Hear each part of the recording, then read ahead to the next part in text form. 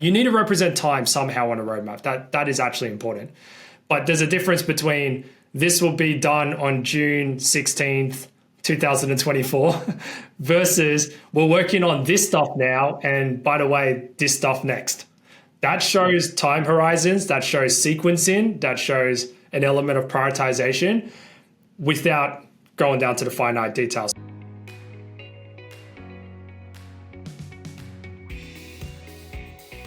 Welcome everyone to the Talking Roadmaps channel. My name is Justin Woods, and today I'm joined by Ant Murphy. Ant is the founder of Product Pathways and the PBL newsletter, and he's also one of my favorite coaches to learn from, so I'm thrilled to have him on the channel. Ant, welcome to the channel. Please introduce yourself. Introducing myself, I guess I'm a product coach. I work with companies predominantly because I'm in Sydney, Australia, so a lot of my clients are Australian based and New Zealand, but I work with companies all around the world as well. We're just saying before we started recording that I got a call with somebody in the UK. So Europe and the US as well. But my focus is really helping people do product better. A lot of my work is more on the transformational side. So super keen to be reading Marty's book Transformed right now. I'm in the middle of it. And then on top of that, I also working on another platform, which is Product Pathways, which is all about trying to help product managers do product better and grow. And at the moment, it's all self-paced courses, but I'm going to grow that out. I've got a grand vision as usual, and we'll see that unfold. If you're enjoying the channel, subscribe, hit the bell icon, and give us a like. Fantastic. As product managers, you're now in control of your own roadmap, and you've got plans for that in future. So, and we're going to be really excited to see that from you. Before we get into the questions, let me introduce the channel. So welcome if you're listening along at home or even watching on YouTube. Talking Roadmaps is a channel where we talk all things roadmap to expert practitioners, tool vendors, and thought leaders as well. The first question would be, what is the purpose of a roadmap? A roadmap is really a communication tool. When you bring it down to first principles, it is a communication tool. Bruce McCarthy likes to throw the word, who is the writer, author of Product Roadmaps Relaunched, for anybody who is interested. Great guy as well. He puts the word strategic in there. It's a strategic communication tool. I don't necessarily think you need strategic, but just to throw it in there so you can think about where it sits and plays. But it is primarily a communication tool to communicate the future direction of your product. Now, strategy gets put in there because I think that's nice because it should be a representation of your strategy. But if you think about it from roadmap, it's directional. So it's trying to give you a direction. Here's the direction that we're heading. Now that's very fundamentally different than other things like plans and, especially Gantt chart type things. And people throw out all kinds of things for roadmaps it's for managing dependencies and prioritization. It's no, communication tool and directional. Yeah, absolutely. And it's interesting you talked about the strategic element because I think both you and I can see the points for it and against it as well. I think there is a craving to make it more specific, to elevate it from the typical Gantt charts that people are maybe used to. But I mean, it's a terrible word anyway, I think in many terms.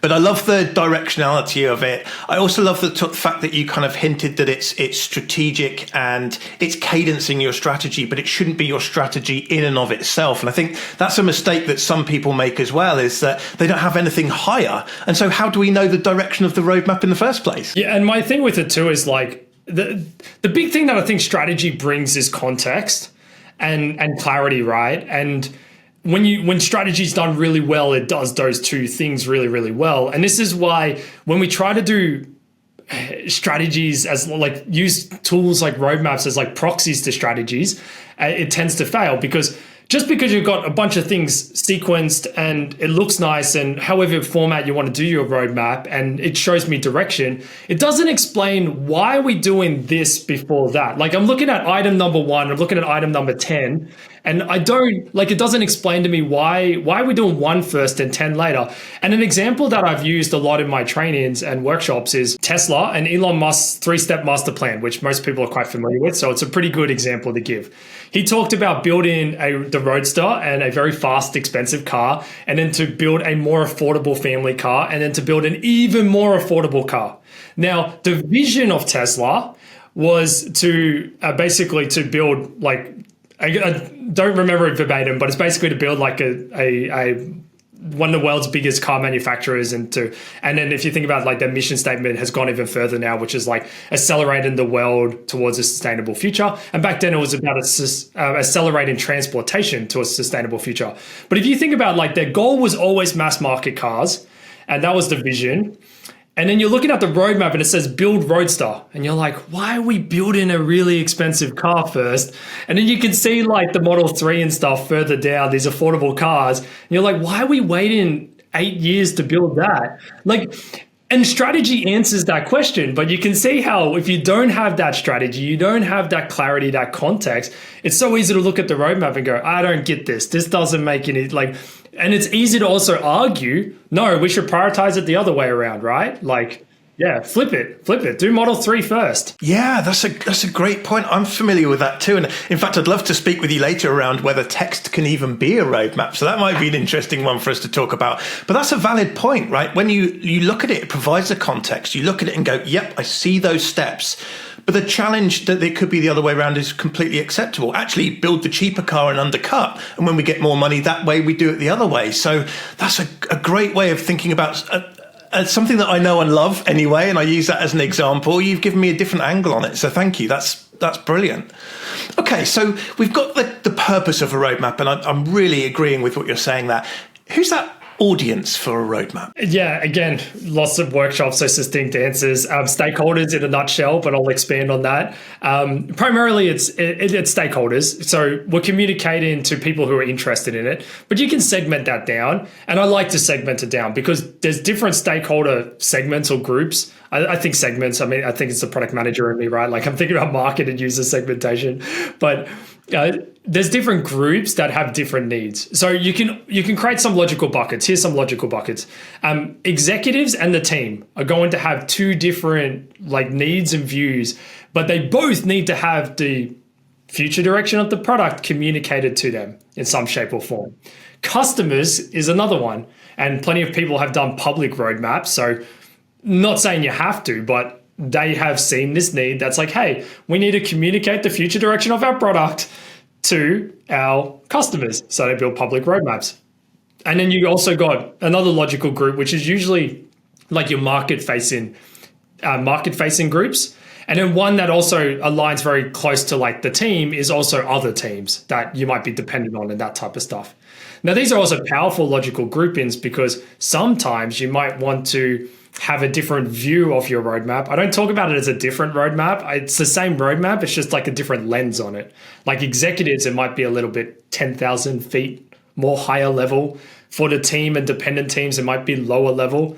For customers, we might obviously take things away that we don't want to put out public in the market or like redact it and just say super secret, project. I've seen that a few times on public roadmaps. I like it. It's like, I like the little I think they're having fun with it, right? And I think I like that, like super secret project you'll find out in, summer next year or, whatever.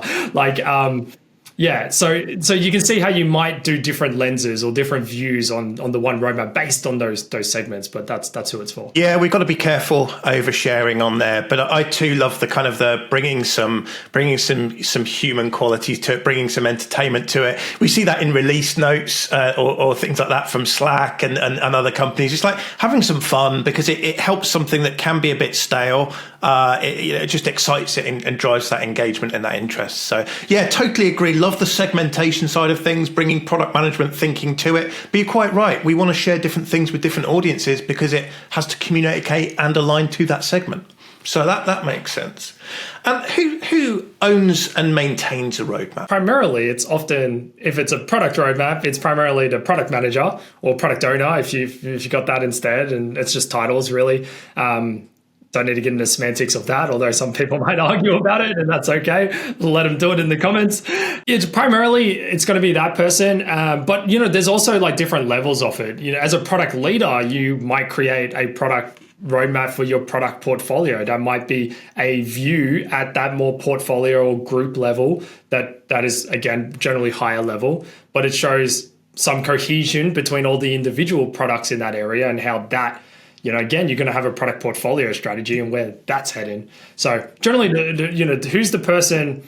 It goes really close with who owns that strategy and vision for that area, and then the roadmap is generally, again, a representation of that, and to show that direction and to communicate it in that directional manner. So it generally is going to link to that person. But yeah, product manager, product owner, product leader, quite often, unless we get into other types of roadmaps. Yeah, that's a great thought, actually.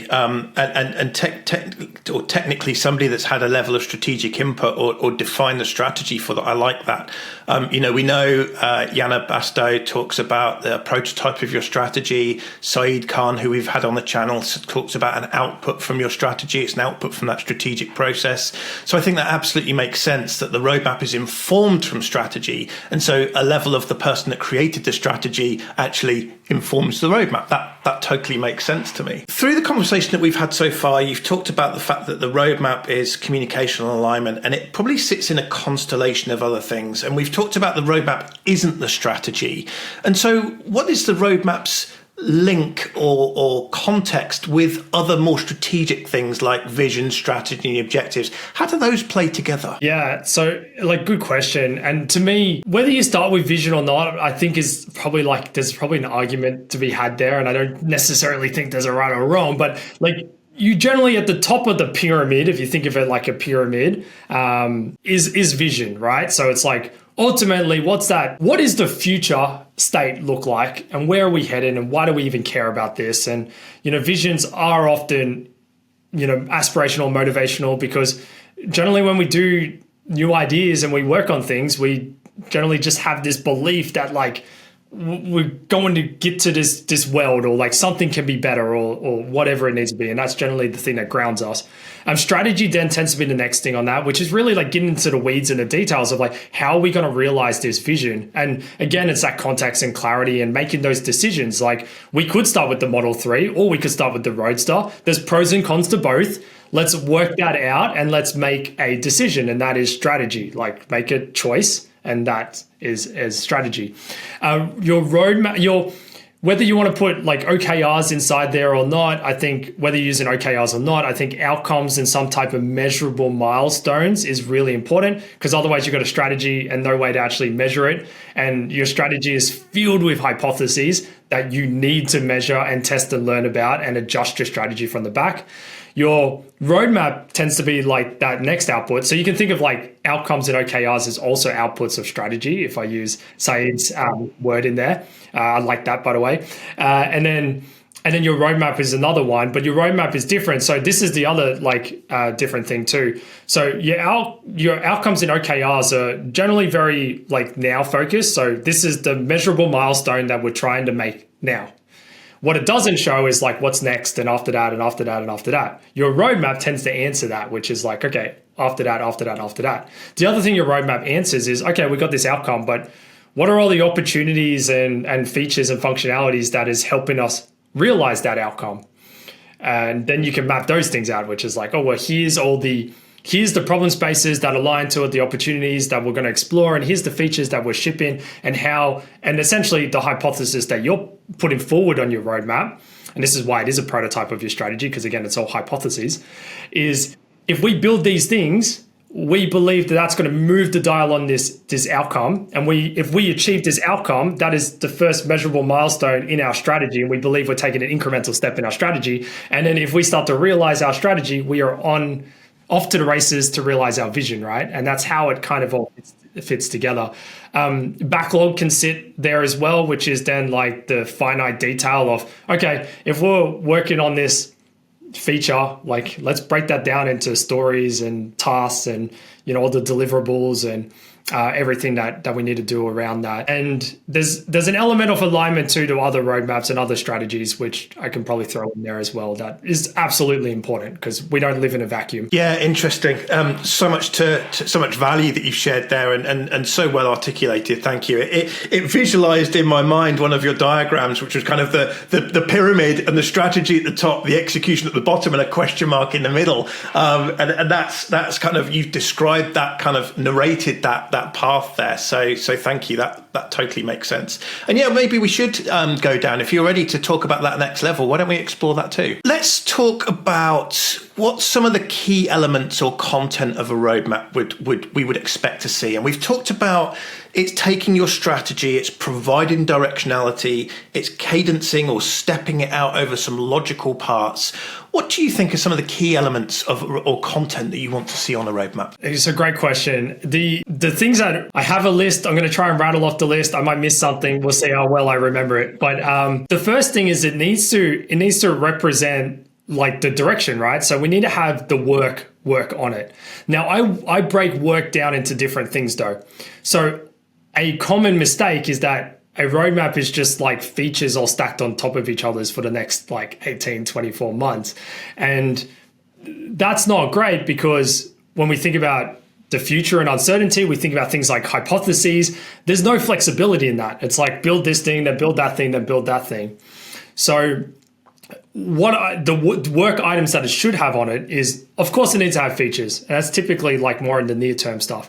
But then I already alluded to it. We should be putting opportunities and problem spaces onto it. And if you are doing like continuous discovery and continuous delivery, you can see how that works because then you've got features in the near term and then you've got opportunities next. And as you work your way through those features and you do discovery on those opportunities, you'll ship the features and those opportunities will become solutions to those opportunities, which will be features.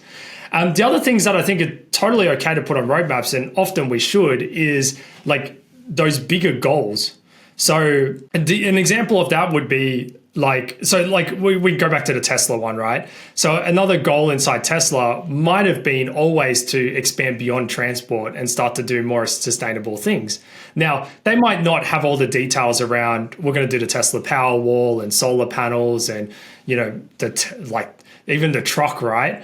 But you could have like a big lofty goal, which would be like, and it could even be as high level as this, like other alternative sustainability things, product offerings, right? Expand product offerings beyond transport. It could even be that, right? Although they were very niched into cars, so it would actually be probably beyond cars, which would include the potential of like the Tesla truck and that type of stuff.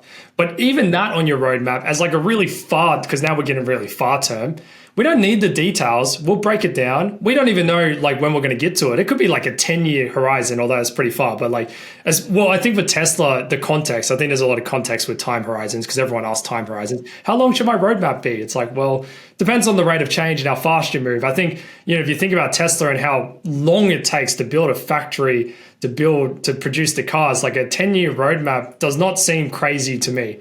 But if you're a software SaaS startup and you did a 10-year roadmap, sounds a little crazy to me. Maybe rein that in a little bit. But yeah, it's okay to have those really big things. And I think that's important as well. So that's the work. And the work kind of breaks down into different things from goals and like lofty aspirations to opportunities and then into actual features. The next thing we should have is we should be modeling that strategy. So we should have the OKRs and the outcomes represented on our roadmap somewhere. And ideally, we should be showing that relationship between here's the work items that is attributed towards that or OKR, that outcome, whatever format you use, so we can show that relationship. That's like these things are working towards that. I think that's really important. The other important attributes is a time horizon. And I use those words deliberately because that's different than a timeline. You can represent time horizons, and again, it's directional. So you can represent time. You need to represent time somehow on a roadmap. That is actually important. But there's a difference between this will be done on June 16th, 2024 versus we're working on this stuff now. And by the way, this stuff next. That shows time horizons, that shows sequencing, that shows an element of prioritization without going down to the finite details. So it needs to have a time horizon on it as well. Yeah, no, I like that. Some takeaways there for me as well, which is I think when people create a roadmap, I get the feeling that they feel that it should show the same type of record consistently through the timeline. And so when they create a feature roadmap, let's say, specifically a feature roadmap, they might put features across the entire set of time horizons. What you're suggesting, and I totally buy into, is that we don't have to do that. What you should do is communicate comfortably what is applicable within that time horizon, how agile or the rhythm of the business we are able to accommodate change should define that timeline horizon. And then we shouldn't feel bad about putting features in the near term, but then talking about discovery, problems, outcomes in the later term. I think it just doesn't become very human to do that we think that it's a roadmap that shows features, and so we continue features along and get ourselves into trouble. And I think some tools don't help with that. We'll talk about tools in a moment, but when you configure your tool to show a feature roadmap, it happily just puts features all the way through for 10 years if you wanted it to. So there's a danger there, and I don't think it's helping people in road mapping. It's actually when you step away and think about it in the way that you've really elegantly provided that context and that description, it doesn't need to do that, and it shouldn't do that either. And I do think making that change is quite important in my experience, because a common complaint I hear all the time, I get to spend time with so many product managers and product teams and even just all their stakeholders too and leaders. And a common complaint is like, roadmaps are a waste of time. We don't do roadmaps because it's a waste of time, because like by the time you create the roadmap, it's all changed anyways. Now, if you're trying to plot out features for the next, let's be more conservative, the next even 12 months, right? With 2 years, let's just say 12 months to 24 months. If you're trying to plot out all these features across those time horizons, then of course your roadmap's going to change a lot. Like that's just like you've kind of done it to yourself, because you're trying to say, we're throwing this in Q4 of the year, or if you're not using quarters, which they often are, but like even if you're not, you still put in these features, and then suddenly all the features are always shifting because you're learning more. Whereas if you can take those steps back and say, well, rather than putting the solution down, I'll put the problem down. And then what generally happens is the features do shuffle, but they're all in the near term, and that's not too bad. And then the things outside of that don't shuffle as much, because like that's still a big problem space that we need to do and tackle. Like that hasn't changed. Maybe the way that we're going to solve that has changed, or the original idea to solve it has changed. Because we've learned something, or things have changed, or it's a great example. Gen AI became a thing, right? And it exploded. And now you're thinking, well, maybe we could use Gen AI to solve this. Well, if you never wrote down any type of solution to begin with, and you just said, how might we, solve this problem, then you can get to that problem and say, well, maybe Gen AI is good. And I often talk about the cone of uncertainty and how things further in the future gets more uncertain. And that's really what you're just trying to take into account. It's like anything really far out, let's try and take it up a few notches, and let's try and get it away from concrete things, because we don't know. And there's so much uncertainty. And the more I can kind of bring it back, the more flexibility there is. And even that example I gave before about alternative sustainability products, right? That can be anything. But if you write solar panels, then Tesla Powerwall, then those things are going to move. Of course they're going to move. And then you're getting frustrated with your roadmap. So I think that's really important, because people get frustrated with their roadmaps. They feel like they're ineffective, and it's not necessarily the roadmap's fault. It's kind of like it's the format that they've chosen to put it in, and we can do a little better. I think we can, and we're to help people do that, aren't we? And we're there to help solve that problem. No, that's brilliant. That makes total sense to me. What we're talking about ways to visualize and style the roadmap, and you've painted some of that picture of those key elements. Let's go back to one of the bits that we talked about at the beginning, which is the kind of Elon Musk called it a master plan. And I'm good with the word plan there, but some people might not be. But do you think that even text could be a roadmap? This is an interesting one. So Rachel, she's the chief product officer at Culture Amp, and last year at Leading the Product, she mentioned something in a talk, and I got the privilege to speak to her afterwards at like the after dinner and stuff. And she talked about how she's much more in a favor of product narratives over product roadmaps. And I love the idea, and I understand. I got her points as much as I can remember from the amount of drinks I had. But I think that a narrative. So the reason why I'm telling this story is because when you say that, I think could a product like a narrative replace a roadmap? And I think yes is my immediate reaction, and especially from that conversation. And like I think having a well articulated narrative can be really good to explain it. And even that 3-step master plan that Elon did is a form of a narrative, right? Like he didn't try and visualize that on some type of now, next, later type thing. So like I think you can. I think definitely text could be a version of that.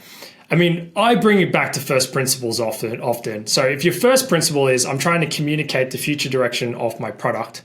Now, if the format that works really well inside my company is a written format that, whether you call it a narrative or not, it probably will take the shape of some type of narrative, which will be a narrative of your strategy, because your strategy is probably more detailed and longer. It's probably just this like high level narrative around the product and where we're heading and what steps we're taking around that. And if that's an effective means to communicate the future direction of your product in your context, then I think that's awesome. Like I just think that works. So like if you bring down the first principles, it's communicating and alignment and trying to create that alignment through communication, and you're communicating what the future direction of the product as it relates to the strategy. Then whatever format that takes, I don't think it matters. The primary thing that matters is, are you communicating, are you creating alignment, and is it effective?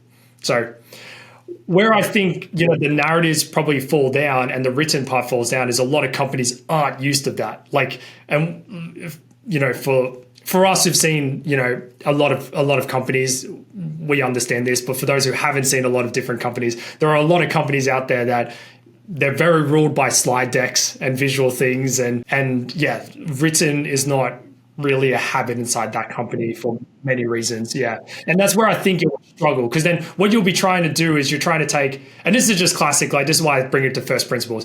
You'll be trying to find a tool or a format that maybe you like, but is not fit for purpose for your audience. So again, if you bring it back to first principles, who's your audience? And this is why I talked about those different views of your roadmap. So maybe you'll do a narrative for execs, like just throwing it out there. And then you might have a more visual roadmap for everyone else. Like I don't see a problem with that either. Again, I actually think that's good practice, and I think you're trying to be really effective there. You're thinking, who's my audience? Who's the consumer of this? How do I do it in the best possible format for them? Maybe execs in my company, they do everything written because maybe they had some consultants in there to tell them that was a good practice or something or whatever. Or maybe they really like it, but we know how things happen. Then you're just trying to put it in that format that's going to be effective for them, and that's cool. And then you're sitting there looking at someone else, like communicating to the teams that are dependent on you, or you're dependent on them, and you're thinking, well, actually, a different format will make more sense. And I know that's more effort, and some people will freak out by this, but I think like we talk so much about influence without authority, et cetera, et cetera. This is how you influence. It's not rocket science. It's being able to package things in meaningful ways for the people consuming it and communicate in effective ways. That's how you influence and create alignment. So if you don't do that because you're like, oh, it's so much more effort. It's like, well, don't be surprised if people aren't aligned, people are confused, and you don't have a huge amount of influence in the organization. Smashed it, and absolutely. Two things there. Road mapping is about storytelling, and I think that's important. One of the reasons I'm passionate about road mapping is it's visual, but it doesn't have to be. But really, the key bit that we want to be underlining here is road mapping is not about you or your product. It's about your audience, and it's about sharing what you need to share with them to get their buy-in and alignment. If you're not getting that, then you're completely using the wrong tool and you're going about it the wrong way. So the roadmap should be about them, and if it's about them, it should be tailored towards them. So that's just sensational insights there, Ant. Thank you. And so let's go into tools a little bit. And so do you have any tools that you prefer to use for managing and visualizing a roadmap? Well, I actually really love Yana Basto's ProdPad, to be honest. I mean, like, I think she's brilliant. I think the mission that she started that company with trying to build a better road mapping tool that actually speaks to some of these good practices that we talked about and common practices, that isn't something that is going to try and encourage you to put 24 months worth of features down along a timeline, I think is fantastic. So, as a tool, it tends to encourage a lot of the more common and better practices and try to steer you away from some of the other ones. So I do love that. Outside of that, like there are other tools that do it pretty well. I've been experimenting a little bit with Jira's new product discovery, which has a roadmap thing in it that has now, next, later, and like that. Naturally, because a lot of my clients use Jira, although like Prodpad plugs into Jira and everything like that. There's other tools out there like that I don't think are bad either. Like Product Board is very popular, but like I'd put Air Focus above that. It does. Every day we're adding to the list. I know. But like it's I'm actually quite an agnostic one, because a lot of the times it's like, well, what are the clients already using? And here's my other thing too, is like first principles is kind of where I bring it back to.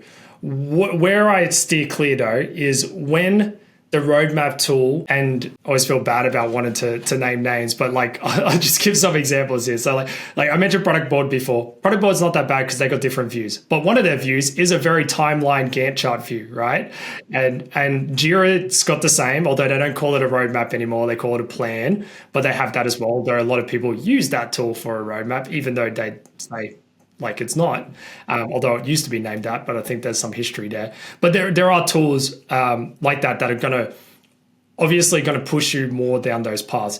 Now, the double-edged sword to tools is if the tool is encouraging you to do that, or you're trying to, like, I always think about it this way. I'm like, are you making the tool work for you, or are you changing the way you work for the tool? So that's probably like the principle to think about here, or the reflection point. So what I'm getting at is, if you're changing the way you work for the tool because the tool's asking you for start and end dates and all that type of stuff, then I think you've picked the wrong tool. And that's why I mentioned Prodpad first, is because it's a tool that is going to, it's not a tool that does that. It's a tool that's going to, in fact, encourage the better behaviors. But I think that's the main reflection point. At the end of the day, you can achieve great roadmaps in almost any tool that's out there, including things like PowerPoint and like a Word doc, although it's probably going to be more effort in those tools, as well as like a Miro board or those types of things. So I don't think there's anything wrong with any of those tools. Obviously, the more manual tools like Miro and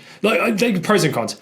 Miro, PowerPoint, that type of stuff, Confluence page, because you can do almost anything on that if you really want to. When I say Confluence page, I'm not talking about using their roadmap, like their roadmap thing in the Confluence page. I mean, like actually, like a wiki page, like Notion or Coda or something, and then creating your own thing inside of it. There's an endless amount of possibilities, which is great because there's a huge amount of flexibility. So you can choose the format, but the double-edged sword to that is it's going to be way more effort than adopting a tool like Prodpad that already puts you in like a now, next, later and that type of format. Although if you didn't want to have that, like you wanted to do something more like written, as we were just talking about, or if you wanted to have something that's more, visual in the sense of maybe more of a tree diagram type thing and relational, then you're going to have to lean towards those tools. But you're going to do that at the cost of, hey, this is going to be more effort to update and maintain. But if you think it's going to be more effective, then I'm kind of like all for it. Yeah, I agree. It's almost lazy to say, well, we're capturing dates on epics, so let's create you an epics Gantt, right? It's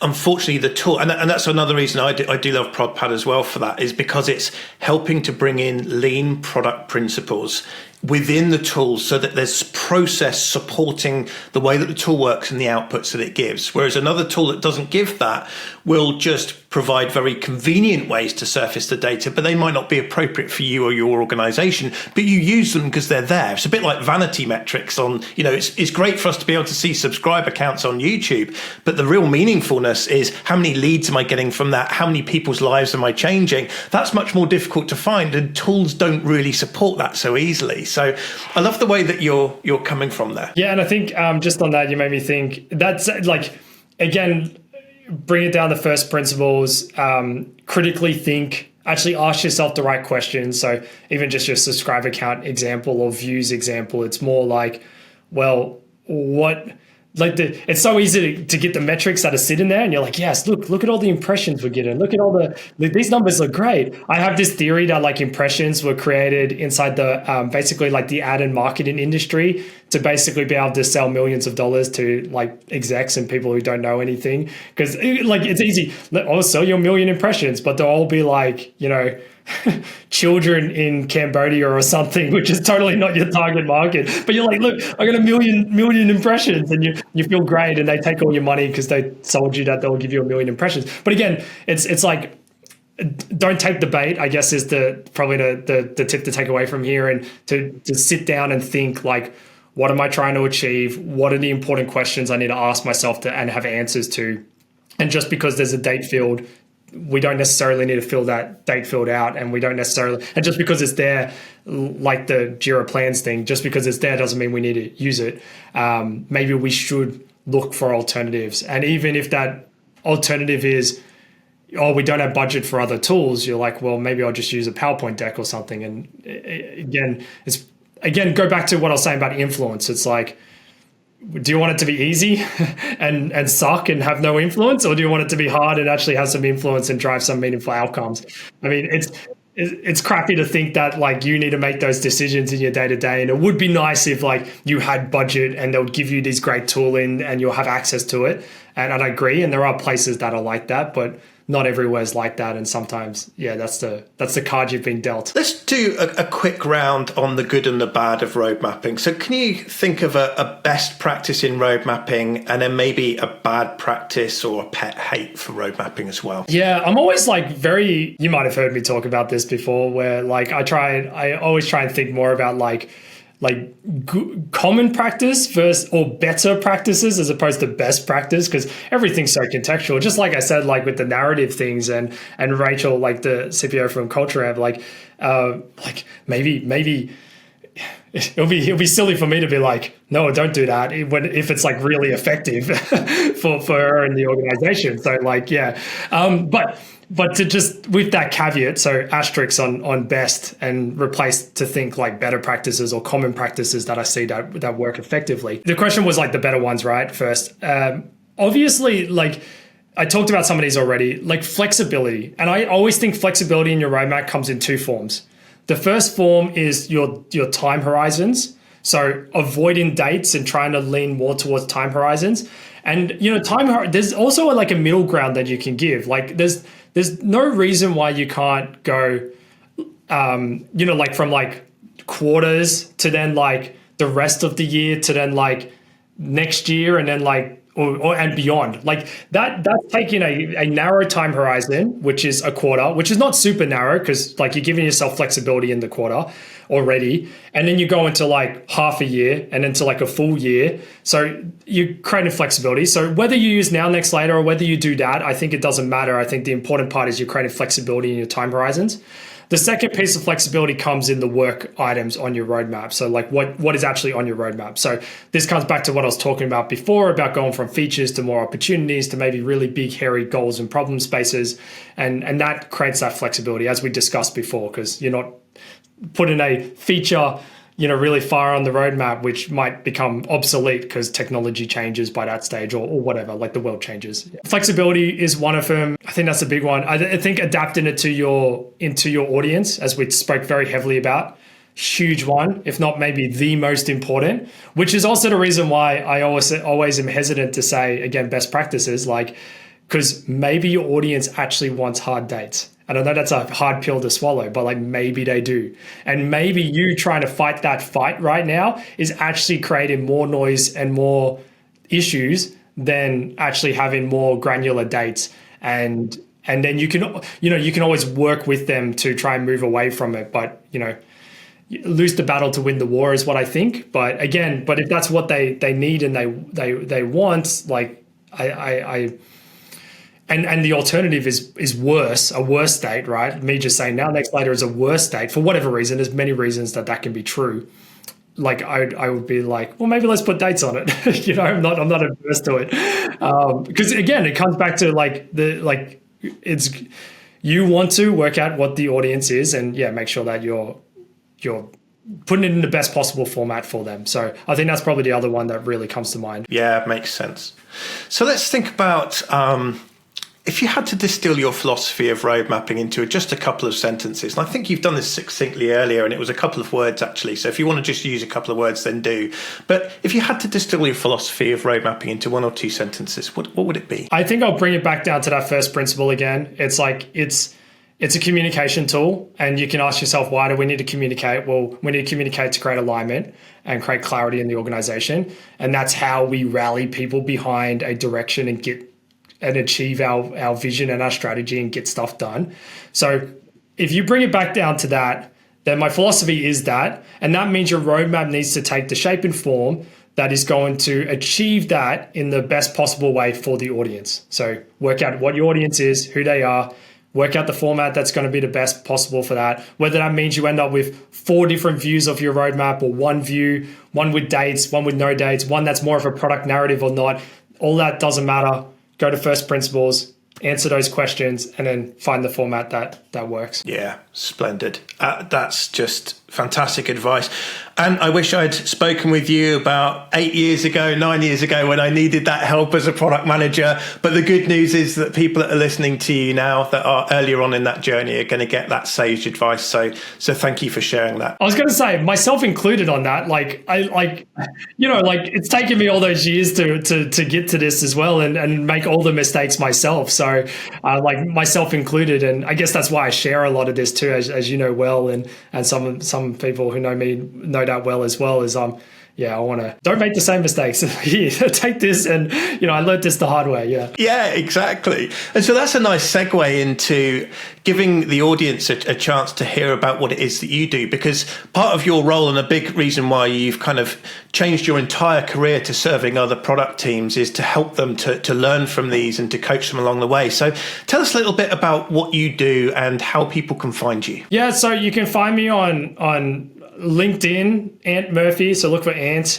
They'll come up. You can find me on X, Twitter, whatever they call it these days, as well. Although most things get posted on both. I got a YouTube channel as well, which is Product Pathways, because Product Pathways is my other company. Really, I kind of help. I help companies through coaching and advising. So what that is I come into companies, I help them with things like this. I run workshops like on product roadmaps as an example. I actually do coaching, so spend time with product teams, product managers, with executives and leaders. And most of my company work falls into 2 buckets. It's either capability building, so this falls square into that, or it's more transformational. So it's like, hey, we want to be more product, adopt the product model, and we want to try and move away from all these project plans and delivery things that we have, and try and have product strategies and roadmaps, and what does that look like? So that's from the company lens. On the individual lens, from an individual product manager, or even founder or product curious person, I guess, if you want to throw that out there, I am, and this is what Product Pathways is squarely focused at, is helping you do product better. So at the moment, Product Pathways has some online self-paced courses that I mentioned at the beginning, but it's got a YouTube channel with a huge amount of free content, creating more free content. I run free webinars every month, because it's all focused on creating content, everything that is going to help you be better in your role and be more effective. Because I truly believe great products are built by great product people, and the more I can help you be better and more effective in your day, that flows on to everyone else, because you'll build better products, be more effective, you'll have a great career, and we all use those products. I've had the privilege of working with clients and product managers that I use their products. I've coached a product manager at Miro, and we're talking about Miro before, right? And all these things. So I get to benefit from it. You get to benefit from it. I think it makes the world a better place. But that's what Product Pathways is focused on. And it is amazing. And well, look, all that leaves me to say is thank you so much for spending time with me. You're one of my heroes in the product space, and so I'm really excited to share you with the audience. And otherwise, and all it leaves me to say is thank you so much for giving time today at the end of your evening over there in Australia. It's been an absolute joy speaking with you. My pleasure. Thanks for having me. It's my honor.